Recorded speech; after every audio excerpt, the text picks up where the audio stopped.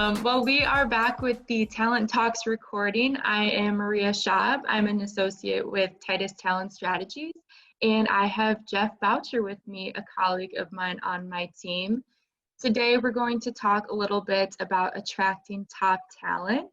So from your standpoint, Jeff, as far as attracting top talent, being involved in the talent acquisition industry for as long as you have been, how do you typically make top talent interested in an organization or maybe a project that you've worked on? Yeah, so that is an excellent question. So for me, when I'm meeting with a prospective partner and we're trying to figure out how to make their opportunity attractive, Titus uses the phrase employee value proposition. We even use an acronym for it called the EVP.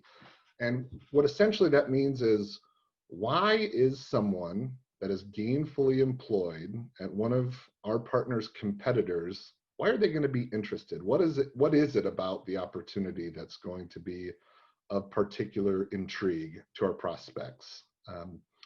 And so we coach our partners in determining what is it about their organization, what is it that they're doing, what is it about their I guess the responsibilities of the role. What will they stretch to do? What will they achieve? And what will they become? And we actually just bullet point these lists out in terms of kind of what makes the company super attractive, what makes the opportunity really attractive. And these bullet points we can really use as we're talking with prospective candidates and listening to them and kind of figuring out what they're not getting in their current role. We can help them find what they're missing in our partner's opportunity. So it's kind of filling an intrinsic motivation gap in what they're doing with something that our partner is offering. But we always say, a good opportunity starts, a good recruiting job starts with a really good opportunity for a really good partner. So that's what I think. I'd be curious to know how you feel about it. Yeah, absolutely. I think that we're on two different ends of that spectrum. I do also believe that the employee value proposition is such an important part, and it definitely sells a role. But from your standpoint, being on the director side, I feel like you interact a little bit more with the partners themselves. So from my standpoint, it's more about actually selling that EVP to the candidate. So for me, it's just as important to understand why that company sets themselves apart within the industry, what's important to them, and really just highlighting those points to that prospective candidate, as opposed to kind of coaching the partner through that whole process. So I think that we both agree on that same aspect, but we just get two different pieces of that puzzle. And I think that's definitely something that, especially with candidates, it's important to obviously highlight the benefits of the organization. And it's really in that first conversation that you have more of that exploratory conversation, I guess you could call it, just making sure that they understand why it might be more beneficial for them and why they may want to choose that company over a separate organization. Sure. I'd be curious, I have a follow-up question, Maria. So like today is 2020. When you're talking to candidates on your side of the spectrum there, are you hearing any patterns on what's really attractive to certain generations of candidates? Yeah, absolutely. I would say that stability is the number one factor that I hear at this point in time, just with everything, whether somebody's position has been affected by COVID-19, whether they are just seeking a new opportunity. Stability is definitely the number one factor that I hear in those conversations. And then the second factor that I typically hear is growth opportunities. So not only looking for a stable opportunity to continue to, I guess, grow with, but also looking for those opportunities and that clear trajectory within an organization, especially with everything going on with COVID-19. It's hard for some individuals to know what their position may look like, 3 months down the road, and them looking at that and trying to take into account 3 years down the road. Sure. It's Right. It's just hard for them to picture at this point with all of that uncertainty. So I would say stability and growth are the two factors I hear the most. Yeah, I would tend to agree with you. I think we'd be probably obtuse if we didn't consider money, right? We all work to earn a living and provide for our families. So I think how we kind of describe money in terms of attracting top talent, it's not a good enough reason to hire someone, but the money needs to be there. So, quite Right. frankly, we have to have that conversation that it needs to be a stretch for them, both non-compensationally and with compensation. And what about like the remote end of things, being able to work remote? I feel like I'm hearing that an awful lot from um, Gen Z, millennial, even a little bit of Gen X. Are you finding that to be kind of one of those benefits that's super, super attractive to talent right Mhm. now? Yeah, definitely. I think that remote opportunities are highly desired right now. And I heard that even before all of the COVID-19 Sure. aspects were happening. I think that as companies transition over to more of that work from home or maybe eliminate some of those in-person offices, I think that that's just going to be something that we continue to hear about. Yeah. But as far as remote opportunities, a lot of time that goes hand in hand with work-life balance. So making sure that there's also that aspect and consideration of factors outside of just that work environment. That's definitely something that I've heard as well among those same generations. And I think it is transitioning over to all generations as different companies or organizations move to more of that modern workplace culture. I think that they like to factor in that remote and work-life balance aspect as well. Sure. Yeah, I've heard some stories from some of my friends and family that even once COVID-19, is done, they want to work from the home. And if their current employer doesn't kind of make that mandate to allow them to do that, that they may consider, looking for new opportunities that do allow it. So, from that standpoint, it's certainly something that top talent is certainly attracted to, is the potential for it. But we've also seen cases to where certain people don't really work well from home, so that needs to be a consideration as well. But basically, it's just not a ping pong table in the break room. That's not enough to attract top talent right now, for sure. Right, right, absolutely. And I've definitely worked with different organizations that offer a lot of different things in that whole aspect of work-life balance. So there's companies that have half days on Fridays. There's companies that offer more of that hybrid opportunity for that work-life balance. So maybe you're in the office for 3 days a week and you work from home 2 days a week. So there's definitely a lot of different transitions that are being made at this time rather than just work from home, work from the office. There's a lot of that in between also, which I think is tailored to maybe somebody that doesn't work well from home all the time, but would value that on maybe a Friday or a Monday, just Sure. depending on the person. So it sounds to me like a lot of what we're just kind of speaking about right now is the culture, right? And it's a big buzzword, is the culture really helps attract top talent. But in terms of technically and what top talent gets to do, I think it's important to kind of talk about that too. I think impact is a really big, important function of whether or not top talent, especially right now in this environment, that they're attracted to. So what is it that they're doing? What impact does it have on their company? Can they see what they're doing as a benefit to the bottom line or to society as a whole? I know some of our partners are in the organic food space, and it's really easy to find top talent because those people know exactly what they want to do. I'd be curious your thoughts. If you've done any searches where impact was a huge component of your EVP or employee value proposition. Yeah, definitely. And one thing that comes to mind is the aspect of partnering strategically with the company. So rather than just being that individual contributor that essentially does the responsibilities that might be listed on a job description, it's really more about that impact that you get being able to partner strategically. So maybe being a part of an implementation process where you kind of get to set aside that skill and use that going forward. Maybe being able to do presentations that you weren't able to do in the past.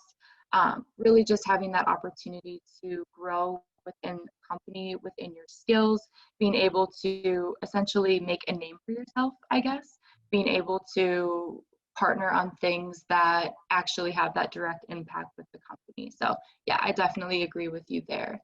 Yeah. Have you seen any from your side that focuses a lot on that impact within a culture?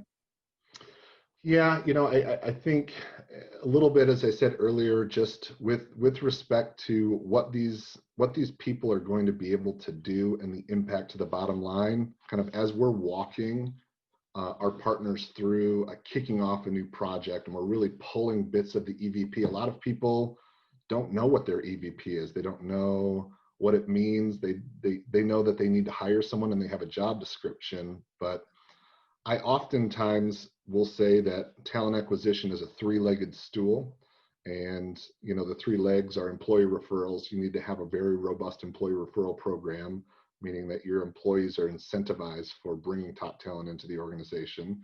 You need to be visible to active candidates, people relocating in from out of town, people that were recently let go, and then passive candidate recruitment too. And from a passive candidate recruitment, you need to understand the impact that they're going to make within the organization, and you need to be able to help your partners realize what that is, even if they don't know, so that you can be a storyteller for their organization. So I would say all of that impact to the bottom line, is it visible to senior leadership, and will they get to do more than they've been able to do up until this point in their career? Right, right. And that definitely goes along with what you mentioned before on the contributing factors for exploring new opportunities outside of just that monetary factor. It's how can you grow and what skills can you gain? How can you essentially either better yourself for that organization or maybe opportunities in the future as well? For sure, for sure. So when you're talking to candidates before you decide, hey, this is a really, really good candidate for this role, Maria, how do you sift through B players and identify the A players, the top talent? How can you sift through that? Yeah, that's a great question. I think that a lot of it does help when you have that close relationship with your partners to really understand where their needs are. Every partner, every hiring manager that you work with is going to have a different aspect that they look at. So maybe somebody might really put a lot of emphasis on a good resume. Somebody might put a lot of emphasis on good articulation, maybe having a headhunter personality. So it's really all about identifying what their must-haves are versus their wants.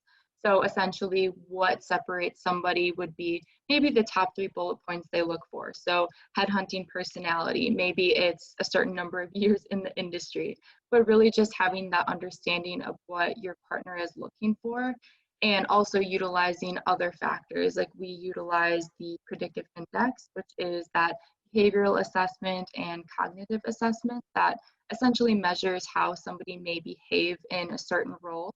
When we have our partners take that assessment, they give us a benchmark for ideally exactly what they're looking for.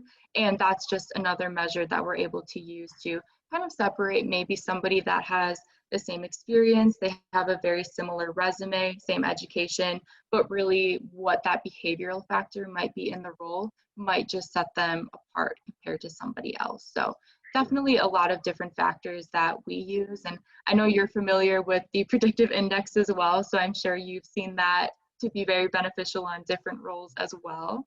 Do you have any thoughts outside of that? I think we at Titus, we look at candidates, through three in 3 buckets: the head, the heart, the briefcase. And you talked about the predictive index. Are they going to match culturally with pace to the organization? You know, are they driving or collaborative? We really get a sense of our candidates in neutral. And then I think that the second component is as equally as important. Are their core values as a person matched up with what the company is doing? And then technically, are they going to be successful? Is it enough of a stretch to really be in that organization? So, you know, if you get kind of thumbs up in all three of those buckets, I think you probably have a really good top talent person there. Mm-hmm. You know, one other thing, you know, that we'll talk to partners about is kind of listening. Attracting top talent doesn't end as soon as they start. So I think retention, once you get top talent in the door, kind of retaining it. And I wanted to bring up, you know, a story of something that we do internally, and I'm sure you've experienced this at Titus, but kind of during your one-on-ones, you know, we ask our employees kind of what would it take for you to answer a recruiter's call? You know, like what would they have to offer you in order for you to leave? You know, and that really works kind of two ways. Has anyone asked you that since you've been here, Maria, just out of curiosity? I've definitely been asked that question before during my one-on-one, so Sure. definitely Yeah. understand what you're saying. Yep. So, but you know, it really looks at, okay, are there certain benefits that our employees don't feel that they have? Is there any fringe benefits or anything that we can do internally? And secondly, is how engaged and how happy are they? So you kind of combine that with an engagement survey that we use to kind of determine, you know, it's an anonymous engagement survey to kind of see how engaged our employees are. And so we're kind of thrilled and blessed to have, you know, pretty good engagement at Titus Talent. But leveraging those tools will also make sure that once you get top talent through the door, you kind of protect that investment, and you can kind of watch them flourish. Yeah, definitely. Retention's a really good point to bring up because that's obviously once you have the right person in the right seat, you've gone through all of the necessary steps to get them there. You want to make sure that you're retaining them and offering them something that they wouldn't find elsewhere. So Yeah, for definitely sure. understand. Well, Maria, you and I have something in common in the organization. We did not come through Titus by way of employee referral. You know, we were recruited, we were reached out to. So I'm really curious as we kind of wrap this up today. You know, you are top talent. You know, spoiler alert to all those listeners out there. But Maria is one of our very best. What made you decide to choose Titus? What made me decide to choose Titus, it was actually post-graduation. So I graduated in 2018. And I actually graduated with a psychology degree. So not necessarily looking to step right into a human resources role, but it was kind of on my radar, just seeing what was out there. And I was reached out to by our internal recruiter, Ellen. She's a Hmm. sweetheart. That is Um, true. and really, on that first conversation that I had, she made sure to walk me through what the overall expectations were. She talked a lot about the company. She essentially sold me on Titus Talent and their EVP, what sets them apart from other opportunities in the industry. And she really listened to what I was looking for in a position and really highlighted the aspects of the role that related to that. So for me, I was looking for an opportunity to work with people. I knew that I wanted to be in more of that relational aspect within a role. And especially looking at talent acquisition, you do get a lot of that relational activity, building relationships with candidates, really working to understand what their motivators are, what they're looking for. So it seemed like a good fit at that point. And then once I was able to meet the team, once I realized how open everybody was, really focused on that team-oriented community, even in that remote working space, it was definitely something that sounded like a good fit for me. And just overall, the EVP, the lived values, it's something that as I've grown through Titus in the last year and a half, I do see the lived values lived out, and it's not just something that's on our website. It's something that we do each and every day, whether it's fun, whether it's focusing on, being accountable for our actions. We definitely work well as a team, and it's just something that keeps me here, and I love it. That's great. We're Yeah. certainly lucky to have you for sure. Oh, thank you. What about you with Titus? What was the attractive points for you?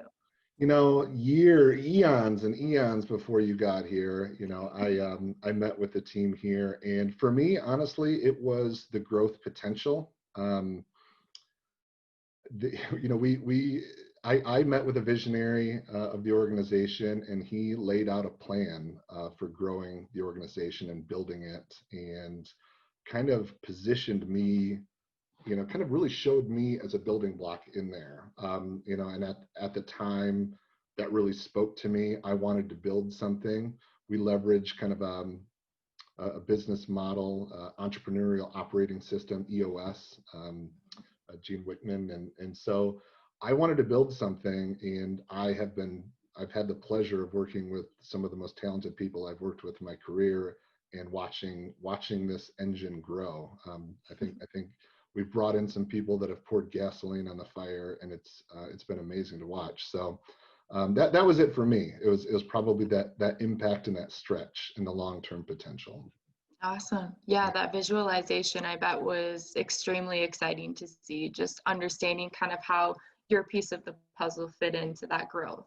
Sure. I followed people. I followed the visionary. I think some people follow impact and the opportunity, and some people follow people. So it's multiple. So, you know, I think as we kind of wrap this up, Maria, you know, I think we've talked about money. Money attracts top talent, but we've also talked about, you know, understanding your company's EVP for both the company and the opportunity. Both of them have potentially separate EVPs, and also leveraging tools like Predictive Index and engagement surveys to make sure that once you get top talent into the organization, that you're protecting it and engaging it and retaining it. So I have been thrilled to kind of speak with you today. It's been amazing, and I think I appreciate this conversation.